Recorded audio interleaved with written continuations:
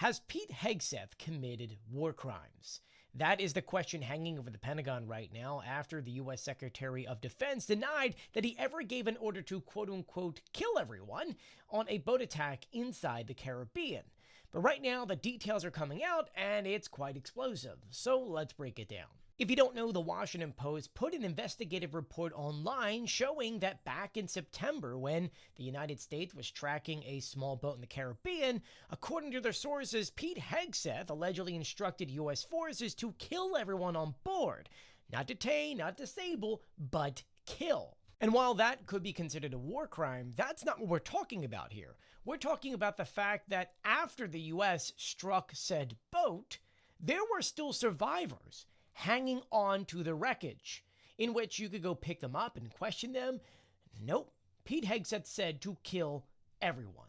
According to the Post, the admiral at that time, Frank Mitch Bradley, had ordered that second strike because he needed to comply with what Pete Hegseth said, which is a kill everyone directive. Now, when it comes to international law, obviously there are certain gray areas, but ultimately, you can take out said people if they quote-unquote pose a threat.